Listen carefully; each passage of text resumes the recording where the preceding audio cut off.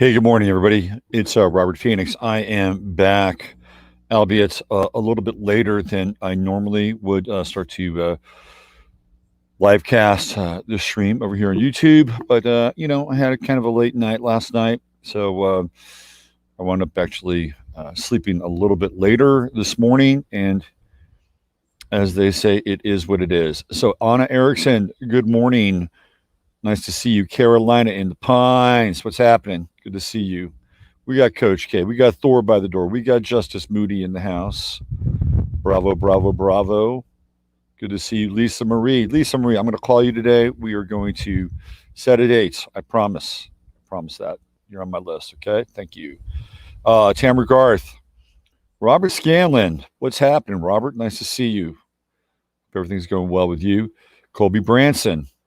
Yes, the Phoenix rose a little bit late today, but let's just say that I did rise, and I guess that's a good thing, right? Judy Anderson, what's happening, Judy? There's Ryan. Hello, Ryan, Diana, and a young Lady Zaga. Lady Zaga in the house. What's happening, Lady Zaga? Good to see you. Elizabeth W. There's Lils. Hi, Lils. Let's see. Miranda Couch, the intergalactic couch surfer. Laura Dunn. Oh, Laura D. I'm sorry, Laura. What's your last name there? My bad. Nice to see you, Laura. Apologize. I'll go back and I'll blip out that. Let's see. Who else do we have here? Victoria V. Double V in the house. Lauren. Lightning Tree. Hi from Northwest UK. Hi, Lauren. Lightning Tree Spirit. Good to see you. FUP77 in the house. There's Mr. Demare.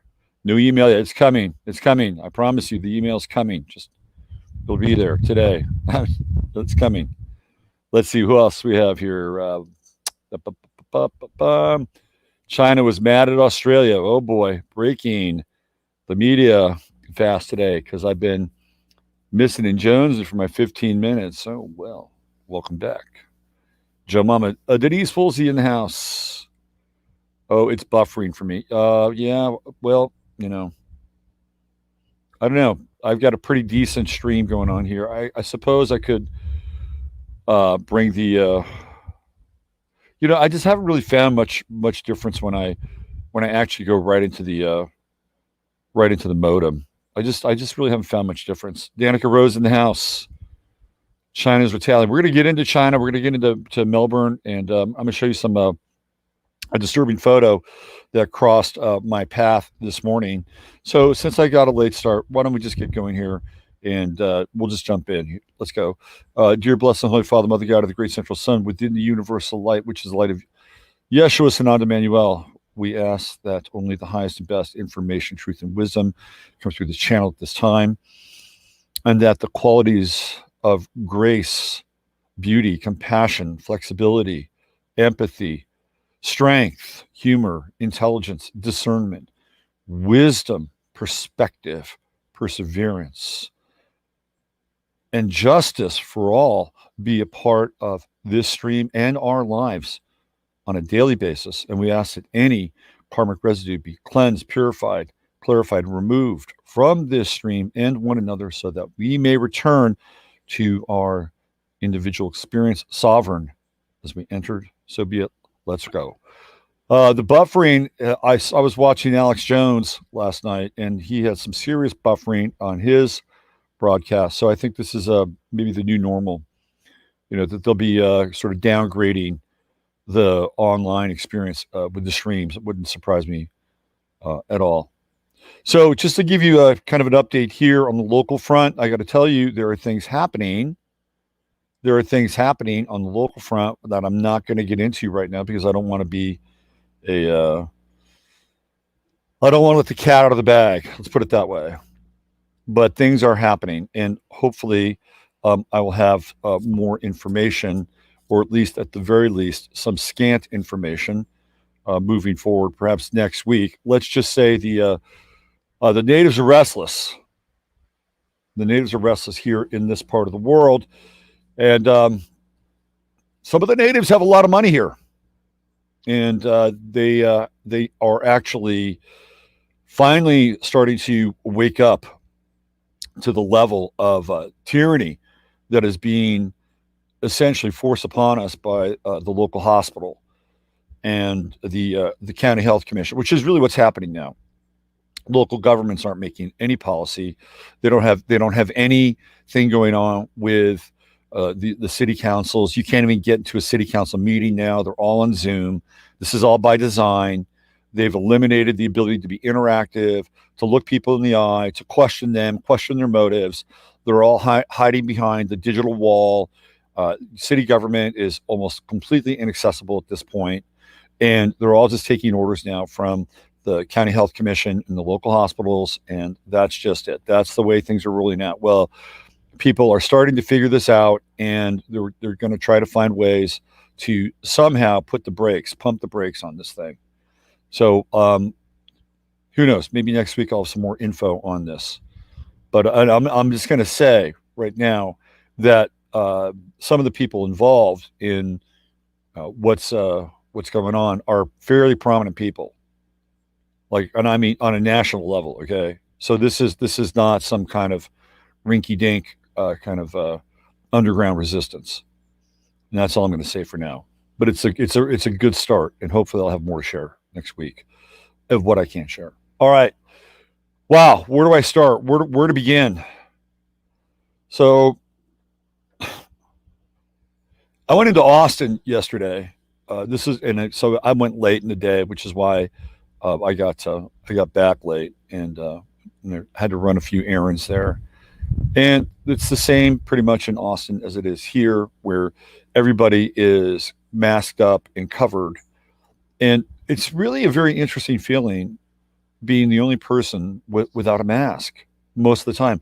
I was actually in Dripping Springs on the way to Austin, and I stopped at an HEB to hit the ATM. And again, the level of mask covering was pronounced, right? Very, very pronounced. And I have to say now, I believe there is this sort of collective psychic entity that is being created as a result of wearing the masks. Right. A couple of weeks ago, I had Craig Simpson from Radiant Creators had me on his show, and we talked about this idea of the egregore, and the egregore being this collective kind of thought form, this. And usually egregores are evil. Whenever you think of egregore, you don't think of guardian angels. So this egregore thought form, I think, is now really starting to coalesce, and the energy and the feeling around this egregore thought form is decidedly anti-life. It almost feels like life is being sucked out of our experience. And if you think about it from a biological level, there is something that goes along with inspiration and respiration, that there is a process here. It is a cosmic process where we breathe in, the pneuma, right? We breathe it in and then we exhale it. And when we exhale, we're not just exhaling carbon dioxide. We're exhaling a lot of different things. We're exhaling emotion. We're exhaling our own thoughts. The exhalation process is in many ways an etheric crystallization of thought forms and spirit and what's inside of us. And that spirit is getting truncated. That spirit is being covered. That spirit is being denied. And so what happens now is we have an atmosphere with less spirit. So nature bores a vacuum. And what energy or what entity enters into the void? This is, I think, the thing that really struck me yesterday was that there was an energy now that I felt was decidedly inhuman in many ways. And it was disturbing. It was very disturbing. I had a long time ago when I was in my 20s. I remember, again, a very distinct feeling. And it was, I think it was around 1986. And I was getting it was a really cool moment, actually. This woman was at this community in Wisconsin, High Wind. And they were having a seminar. That's where I actually met Dorothy McLean from the Findhorn Group. This woman was a very cool woman. She had actually written a book a long time ago. This was in 1986. She had written a book about biometric scanning and the identification of people with retinal scans. And it was 1986. She'd probably written that book probably a couple of years before that. And it was a fiction book, and she was telling me about it. She was a very interesting person. She was also like a massage therapist. And so I was getting this massage. It was outside. It was a beautiful thing. And for some reason, she triggered this kind of, I don't know, spiritual dive into the idea of the Antichrist. And that's when I came across this feeling or this idea that the Antichrist was an energy. It was an energy. It wasn't really just a person.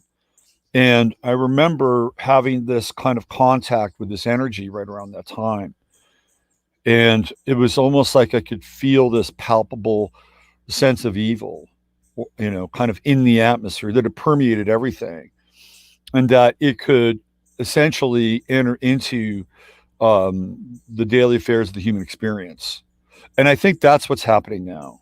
I feel like with this whole mask thing, which is clearly a ritualization of a lot of different things, it's also, in a lot of ways, creating this pneumic void. So this egregoric mindset can begin to take shape and take form. And that's why, yesterday when I played that video of that woman who kind of went all nuke in the grocery store, and I feel like that egregoric thought form, is probably propelling those kinds of experiences. Now, I got a comment from Sue, and she had to stop watching because it was such a violent kind of exchange between two people. And I get that. I totally get that. People, they're very sensitive people, and a lot of them are, or a number of you in the chat room tend to be very, very sensitive. And look, we're just going to have to deal with this on some level, right? We're going to have to deal with the fact that in order for us to liberate ourselves from our cage and our bondage, that I'm not sure that meditating is going to, I'm not sure we're going to be able to meditate our way out of it. Okay. Now, that's not to say that you can't meditate or shouldn't meditate or pray or whatever. Like, I think anything would be helpful. All right. I'm not, so if that's what you can do and that's what you have in your bag of tricks, then, so be it. Right. But ultimately, I don't think we're going to be able to meditate or pray our way out of this, that we will have to take some kind of action. And sometimes it looks awkward and sometimes it feels distorted, but, because let's face it, we haven't really had to do anything like this. There's no manual, right? There is no manual to say, well, if you do this and you act this way and you employ these steps, then this is what's going to happen, and that we'll be able to solve the experience. What is this over here? This is kind of interesting. What is that? Ooh, that is kind of interesting. There is some energy over there. Look at that thing. All right, whoever you are, I hope you're on my side. Welcome to the show. All right. But there's no manual for this, and it's going to look ugly. Okay. It's going to look ugly, and people are going to feel uncomfortable. And that's how we move through things. That's how we move through things. Well, thanks for being there. But this idea that we're not able to breathe and have this recirculation process, I think is really important. And I think it's underestimated, because there is something that accrues in the void. And when I drove through Dripping Springs last night and I went into the HEB there, it was lifeless. It was like people were there and they were shopping, but it was like a morgue. There's something about this ability to recirculate our experience, our emotions, and our thoughts that is being stripped away from us. And I think that's a really important piece of who we are. I think it's highly underestimated. And it's not something that you can actually track via science, okay? But it's something that I can absolutely feel. And so I had this thought, right? Okay, here you go into Robert's dark humor corner. So I had this thought that if you wanted to basically gauge like who you could mate with, you would want to mate with, theoretically, to procreate and keep the species going. You'd want to mate with a non-masker, right? You'd want to find somebody. Hey, there's somebody who has the same kind of code. They have the same kind of signal that I do. So automatically they would like qualify as being material, right?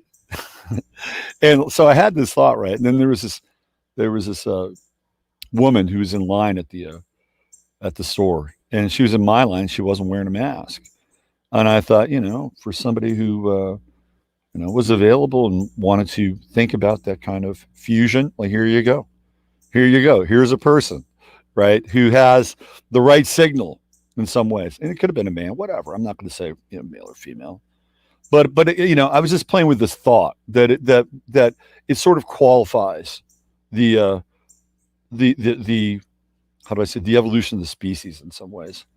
But anyway, it was fairly depressing. It was a fairly depressing kind of moment on some level, just to feel the void. That's what I was feeling, and it wasn't like a peaceful void. It wasn't like this void where you empty yourself and you're really kind of at one with the universe. That's a kind of Tibetan Buddhist kind of void. It wasn't like that at all. So I think that this is an important factor, because it is the denial of spirit, and that spirit is the recirculation process. I've talked about this before, and it became very evident, very, very evident yesterday when I happened to be in Dripping Springs, because it's a little bit of a different area than where I am now. And the other thing too, I have to say, and this is not from an egotistical standpoint, but when you're in an environment and you are not wearing a mask and everybody else is wearing a mask, it actually almost feels godlike in some ways.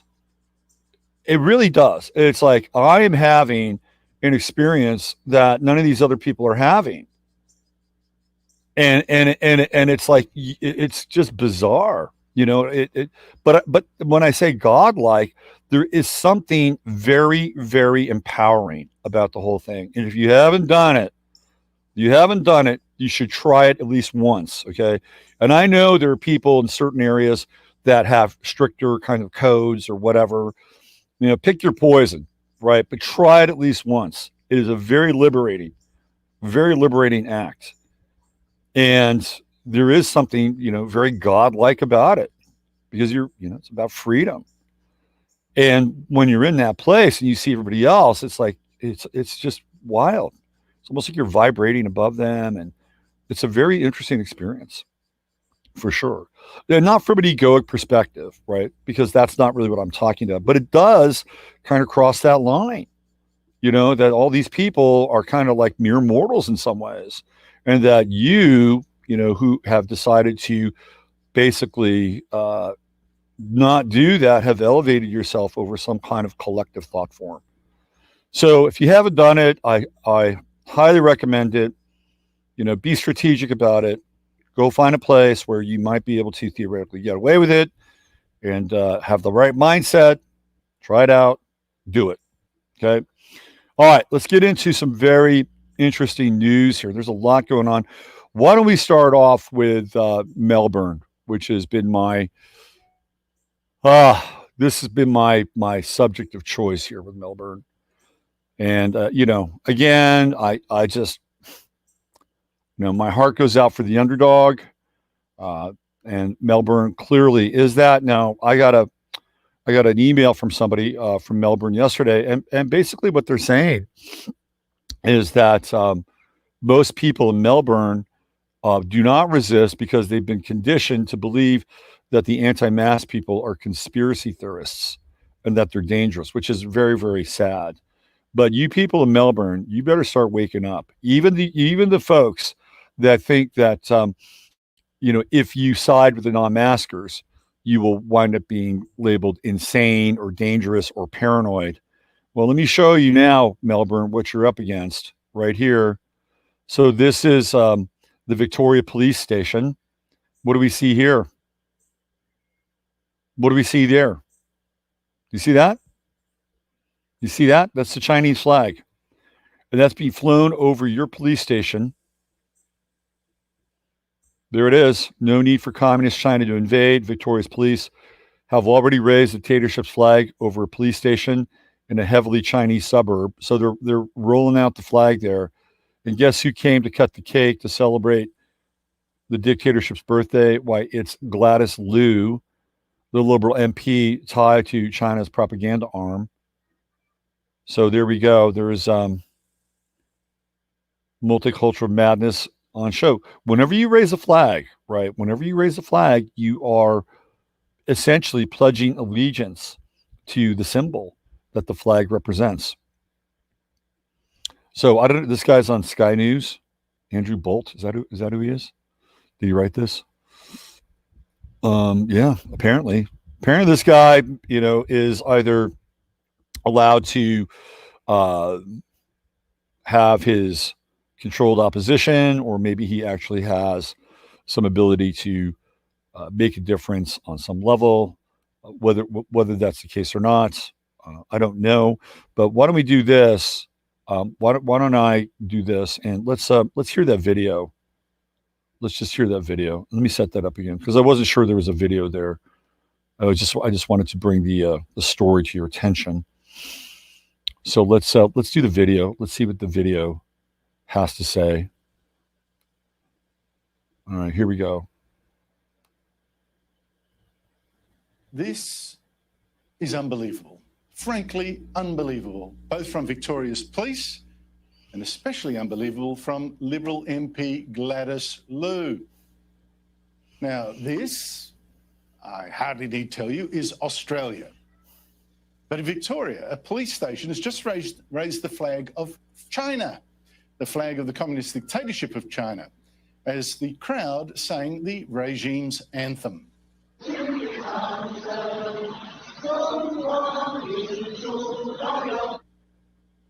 Now, the police did this in Box Hill, which is a very large Chinese minority. And they did it on Tuesday, on the 70th anniversary of the Chinese dictatorship. And they did this as Chinese dictator Xi Jinping reviewed his troops and showed the world lots of China's new nuclear missiles and weapons to frighten countries just like ours. Well, I don't know that he needed to bother, because here's my message to China. You don't need to threaten us with soldiers. Our own police are already flying your flag. You got to ask what's next. Will the Chinese flag be flown over our military bases next? And just to make this flying of China's flag over our police station even worse, it came when we know China has rounded up 1 million Uyghurs, for instance, into re-education camps, when it has jailed Christians and human rights activists, when it has imprisoned an Australian writer and democracy advocate, kept him in solitary confinement, mind you, and charged him with being a spy. And our police raised China's flag over this station just as pro-democracy protesters in Hong Kong were risking their lives defending their freedoms from China. And guess what? Victoria's police chief didn't see a problem with this raising of the flag of a foreign nation over his cop shop, raising the flag of a dictatorship over one of his police stations. Certainly the flag was flown, and it's been the last few years, I think, at the local station. They've got a good relationship with the local Chinese business community and and been working in a collaboration with the local council about the build-up for Chinese New Year and the kick-off for celebrations, and then the Chinese National Day. Yeah, look, it's more to do with those local relationships. Seriously. Look, let's be honest, what this celebration on Tuesday was really about, it wasn't to celebrate China. It was, precisely speaking, to celebrate 70 years of communist dictatorship. And the flag that police raised over their station is the communist flag, the 5-starred red flag, with red for the Communist Revolution, and that bigger star is for the Communist Party, and the 4 smaller stars are for the 4 social classes it rules over, like the working class, etc., etc. So let me explain this to the police commissioner. Flying the Chinese Communist flag and saying it represents Chinese Australians is like flying the Nazi flag in the 1930s and saying, hey, this represents German Australians. That's how offensive it is to Chinese here, who are not communists, who actually oppose totalitarianism, who have been persecuted by this same dictatorship. I'm talking about Tibetans, I'm talking about Uyghurs, Falun Gong, Christians, democracy activists, the students who fled the Tiananmen Square massacre, the people from Hong Kong and from Taiwan. And you know, it's not just the police putting up the flag of Communist China over our public buildings. Victoria's White House Council did the same last year, put the Communist Chinese flag over the Box Hill Town Hall. What is wrong with that council? What is wrong with the leadership of Victoria Police? What is wrong with the socialist left Labor government of Victorian Premier Dan Andrews? But I also have to ask, what is wrong with federal Liberal MP Gladys Liu and the Morrison government that's protecting her? Because guess who was at that Box Hill police station cutting a birthday cake for the Communist Party of China? Yeah, that's Gladys Liu, federal Liberal MP, there with another politician, State Labor MP Paul Hamer on the right, wishing a dictatorship happy birthday. Absolutely astonishing. And especially from Gladys Liu. I mean, Liu is the Hong Kong-born Liberal MP who has been formally tied to at least 3 organisations that were under mainland China's official propaganda arm, the United Front, communist outfit. And when she came on my show last month, she falsely denied that, only to later admit she was, in fact, with those organisations after all. Now, the Prime Minister back then stood with her, or in fact, sat with her in Parliament in a show of solidarity. But since then, the government has hidden Liu from the media. It has wanted to stop journalists from asking Liu any more questions about the mainland Chinese donors who gave her so many big donations and why they did that, and just why she was with groups spouting Communist China's lines. Now, Liu has said she's a loyal Australian, puts Australia first. Yet here she is, now, at a birthday party at a Victorian police station for the Communist Chinese regime. Isn't all this insane? Isn't all this craven? Is it not dangerous? There you go. Behold the madness of multiculturalism on full and toxic display, weakening our unity, weakening our loyalties, weakening what I thought were our values. So I don't know who that guy is. He looks like he's probably the hold on one second. He looks like he might be like the Tucker Carlson of Australia. But that's actually a very powerful video, and that shows the changing tides of allegiance and alliance. There are no countries really anymore. Let's be clear about that. There are really no countries anymore. What we're dealing with is we're dealing with corporate rule, and corporate rule really is mergers between one corporation and another corporation, and that's what we're seeing in Australia. We're seeing the merger or hostile takeover of one corporation and versus another or over another. So the infiltration is more along the lines of what happens at a corporate level, and that's why most people now have very little say, or the theoretical democratic process is been exposed to be more of a sham than it ever was, because we're essentially witnessing the exercise of corporate rule as it relates to our everyday affairs. And they're using the so-called medical industry. They're using the so-called county health commissions and the local hospitals. They're using big tech as well. So it's like a 3-pronged serpent, a 3-headed serpent. And it's completely short-circuiting and bypassing any kind of theoretical due process. So New Zealand looks like you're on the hit list next here, and I may have to play another video. So let's see what's happening in New Zealand. I found this on Twitter, and this is New Zealand's push towards apparently quarantine camps. Now, I have not seen this video yet, so I'm actually watching it at the same time you are. So let's find out what this robust young fellow has to say. As part of our overall national response to this new outbreak, I am now directing medical officers of health that all cases, confirmed cases, are to be managed in a quarantine facility. Now, this is different to how positive cases were managed when we were last at levels 4 and indeed 3, and shows how serious we are about limiting any risk of ongoing transmission, even in self-isolation and including to others in the household. This will apply to any cases and also close family members who might be at risk as appropriate. A reminder, these facilities have been set up specifically and have excellent processes and resources in place to look after people with COVID-19, including health staff on site at all times, and it will help us avoid any further inadvertent spread into the community as part of our overall response. So there we go.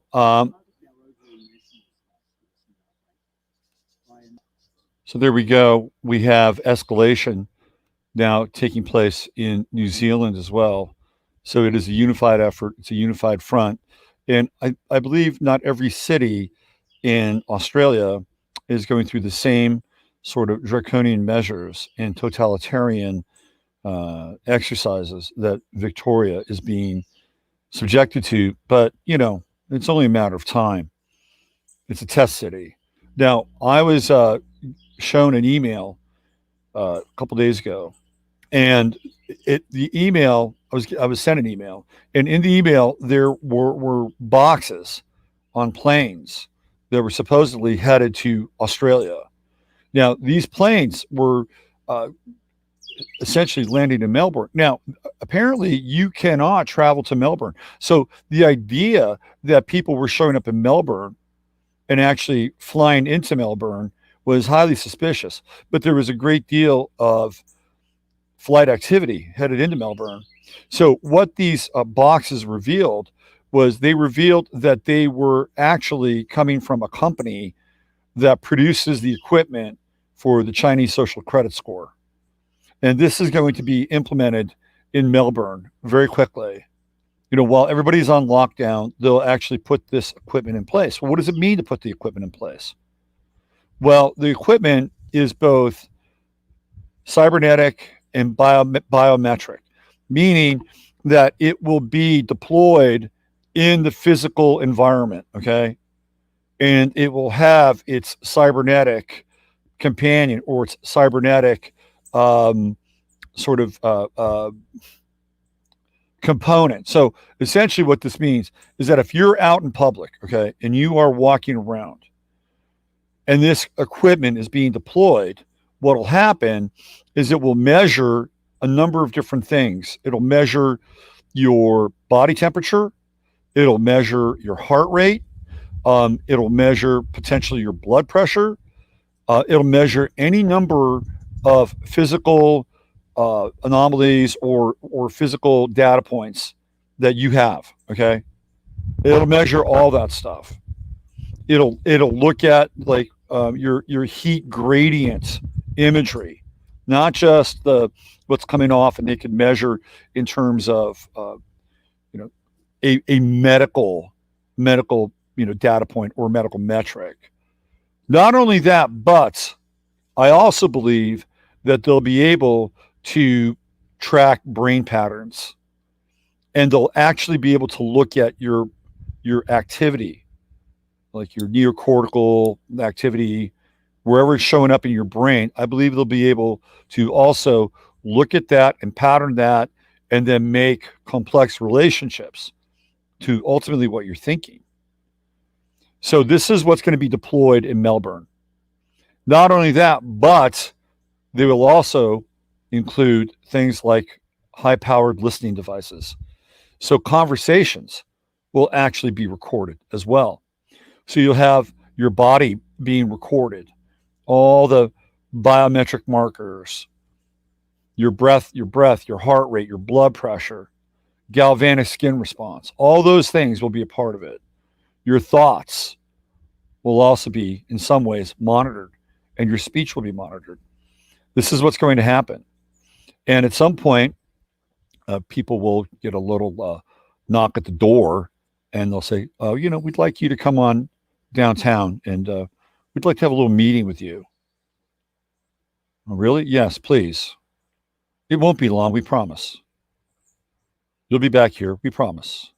And so they'll get in a van or they'll get in a car or whatever it is, and they'll go to a place, and they'll be walked into a facility, and they'll be offered a cup of coffee or tea or water, right? Make them feel at ease at home. And then what would be shown is they'll be shown a video. They'll be shown a video of their activity.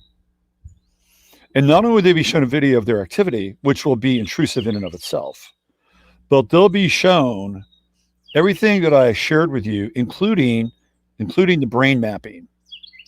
And they're going to show the individual that when this activity was occurring in their brain, that they were able to match it up with a series of biochemical patterns that represent a certain type of thought.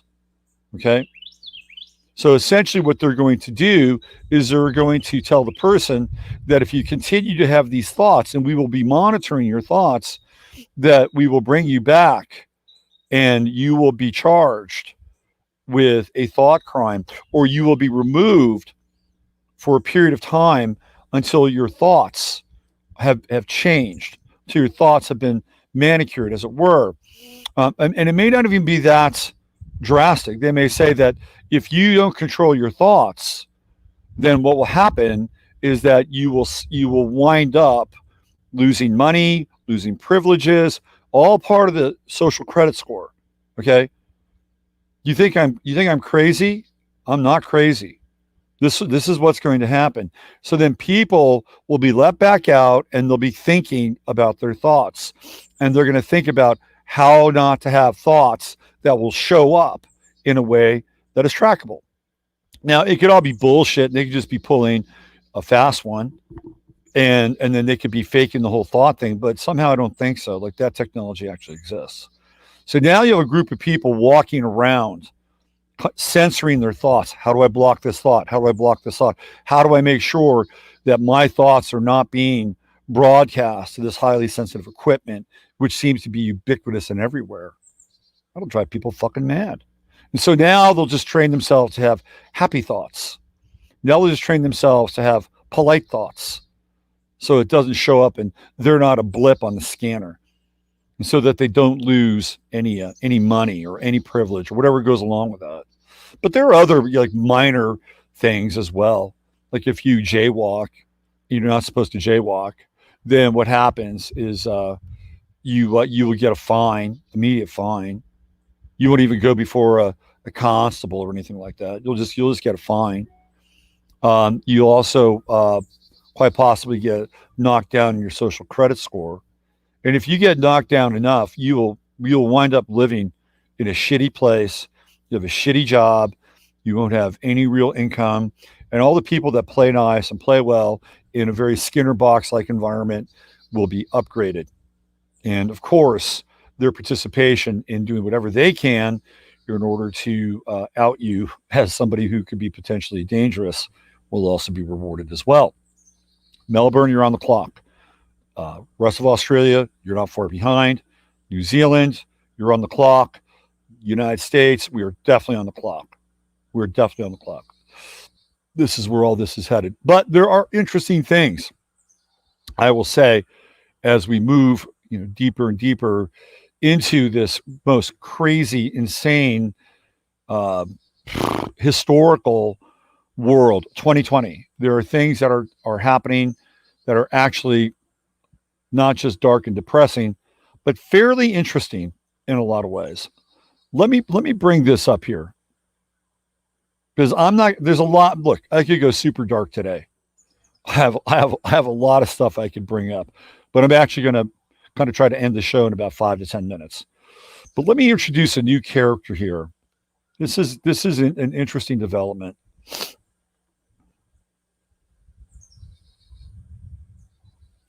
So it looks like Fauci has been replaced. Now, again, the proof is in the pudding. We shall know them by their actions and their deeds, but this is a very interesting development. Donald Trump, notice they don't say President Trump, President Donald. They're identifying him as Donald Trump as a citizen. That's an important piece of language. Gives the floor to his new anti-lockdown medical advisor, Dr. Scott Atlas. He's going to put the world on his shoulders. The anti-Fauci who says coronavirus is less risky than the flu for kids. All right, so this is an interesting development here. So Trump acknowledged Atlas at a White House event on opening schools, said Atlas would talk coronavirus task force meeting later Wednesday. He has advocated for herd immunity, spoke of the harms of keeping children away from school, argued in April against mass isolation measures, previously warned against hysteria of school closings. So this guy has been on the record. He is wearing a purple tie. We're going to give him a bit of a pass on that for now. But Donald Trump, president, now he's a president, on Wednesday, again acknowledged Dr. Scott Atlas at a coronavirus event, turning over the floor to his new advisor, who has argued against lockdowns and school closings. So this is actually an interesting development. It's a bit late in the game. This guy probably should have been there about 6 months ago, but it looks like Fauci is being sidelined. Now, he could be just another form of controlled opposition, all right? But I think this is actually a pretty decent development. Pretty decent development. Let's see where this thing goes. Love the guy's name, Scott Atlas. At the very least, he's got an interesting name. We've been working with him very closely, all the task force, all the White House. Trump said of Dr. Scott Atlas, whose new title is advisor to the president. I know nothing about Scott Atlas. I just ran across this morning, and I would say at the very least, it's an interesting development. It might be more of the same, also known as MOTS, but I guess we're going to see, right? Trump, in turn, praised Atlas and indicated he would take part in a press conference later Wednesday, a role previously held by infectious disease expert Dr. Anthony Fauci and Dr. Deborah Birx. We'll have more from Scott in a little while. We're going to meet. This is a very interesting development. Atler, in his speaker's bureau bio, says he advised presidential candidates and has been identified as an advisor to former New York Mayor Rudy Giuliani in his 2008 campaign. CNN reported that Atlas's title is advisor to the president. How could this not be a positive development? Anybody who's one step closer to getting in the way of Jared Kushner, I think, is an improvement. So let's see where this thing goes. Let's see what Atlas can do. Let's see if he can put the coronavirus on his shoulders and sort of carry the burden of this thing. The next 30 to 45 days are going to be very, very important, extremely important, as we head into September, which is going to be an incredibly pivotal month. And of course, there's the inevitable October surprise, which we always seem to get right around the election cycle. So the next 30 to 45 days are going to be some of the most important days, not only of 2020, not only the 21st century, but the 21st century, the 20th century, and the future as well. So stay tuned to what we do here on a daily basis as I try to keep you abreast of rapidly developing events. And I do my best to get here every morning, rise or shine, right around 8:45 Central Standard Time. And if I'm a little late, I apologize. It's usually because I've been working till about 1:30 or 2 the previous night. So that's it for today. And I just wanted to leave you on that positive note that we now have seen a changing of the guard when it comes to dealing with this so-called virus. And let's hope that in Trump's inimitable Gemini on steroids persona, that this is another form of chaos that's being introduced into the equation, but this is creative chaos, and that ultimately Scott Atlas can, for at least a brief period of time, be on our side. I'll keep you abreast of what's going to be happening here on a local level as much as I can. And there may be things that I may not be able to talk about or share, but if I can, I certainly will. And I do this because I want everybody to understand that you're not alone. You are not alone. And you are part of a community of spirit, really, of people that want to be able to express themselves in their true divine nature, in the emanation and the manifestation of Logos incarnate, each and every one of you, where vast potentials of creativity and imagination and love and compassion are available to each and every one of us. And that this is really our birthright. And that everything that we're seeing now is stripping us of our birthright. But they're not doing it. They are not doing it. We are doing it. We're stripping ourselves of our own birthright. And this is the real tragedy of the time that we're in. We have become our own jailers. We have become our own wardens. We have become our own thought police. And we become our own prisoners of a situation that we should have absolutely no vested interest in being in at all, whatsoever. So just know that you're not alone. You're probably not alone in your own community. You're certainly not alone here. And know that you're not alone on any number of other channels that broadcast very similar kinds of information. We get the mainstream media pablum, we get the mainstream media diet, and you take that in enough and you're going to be malnourished, spiritually malnourished. It's always good to check in and see what they're talking about and, what kind of agenda or program they're pushing. The echo chamber on this side can be deafening at times. So it's good to check in and see where they're at. But ultimately, you're having your own broadcast. You're having your own live stream 24/7. And make sure it's the best one that you can deliver on a daily basis. So with that, I'll see you guys tomorrow. My name is Robert Phoenix. And you know the drill. Use your head in order to discern what's real, your heart to stay open to what's possible. I will be back tomorrow. And what is tomorrow? I guess we got the Friday Farcast, right? I guess that's Crimmy time. I think we're Crimmy time tomorrow. So Steve and Chris are going to be here tomorrow. 2 hours with two very good friends. And everybody absolutely loves the Crimmies, who are this very calming influence in a lot of ways. They're a very, very calming influence. Not commie influence, but calming influence. And they will have, obviously, some great information to share. Apparently, we'll be looking at the Pilgrim Society and who the Pilgrim Society is and how they, again, have been able to infiltrate the rest of this so-called paradigm. All right, so it's Crimmy time tomorrow. Sunday Night Astro Live. We're going to revisit Kamala Harris's chart. We're going to be looking at transits for her. I'm going to do a midpoint composite chart for Biden and Harris. We'll talk about that. The 12 easiest to most difficult rising signs will also be a part of Sunday night's show. So until tomorrow, take good care and stay healthy mentally, spiritually, physically. Bye for now.